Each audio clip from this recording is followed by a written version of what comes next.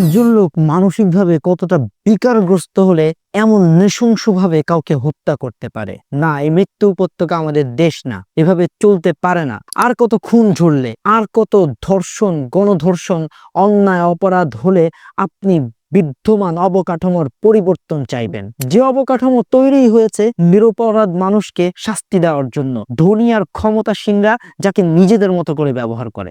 দেশটা আর কতটুকু পাপের রাজ্যে তলিয়ে গেলে আপনি বলবেন শরিয়াই সমাধান? সত্য বলতে এই মুসলিম বিশ্বে গণতন্ত্রের চেয়ে সবচেয়ে বড় অভিশাপ আর কিছুই নেই। এই গণতান্ত্রিক সমাজে থেকে আমরা মনস্তাত্ত্বিকভাবে সাম্রাজ্যবাদীদের দাসে পরিণত হয়েছি। তাদের চক্ষুশূলে পরিণত হব বলে আমরা সিদ্ধান্ত নিতে ভয় পাই।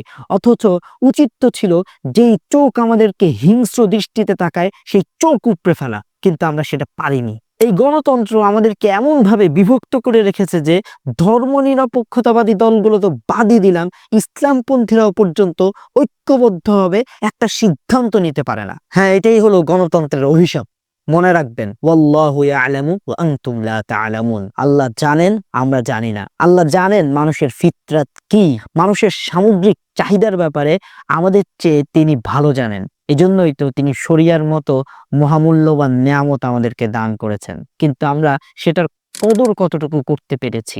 আমরা বন্দী হয়ে রয়েছি বস্তা পচা তন্ত্র মন্ত্রের কারাগারে। সুতরাং এখন ভাবার সময়, সিদ্ধান্ত নেবার সময়। আপনি শরিয়া চাইবেন নাকি দাসত্ব আপনার প্রিয়? কেউ খুন, গুম, ধর্ষণ, গণধর্ষণে মেতে উঠবে, কেউ আবার ৭১-এর মতো ২৪-এর চেতনার ব্যবসা করে বেড়াবে। আর এদিকে সরকার পশ্চিমাদের নতুন নতুন এজেন্ডা বাস্তবায়নের প্রকল্প গড়ে তুলবে। মাঝখানে আপনি হবেন সবার বলির পাঠা।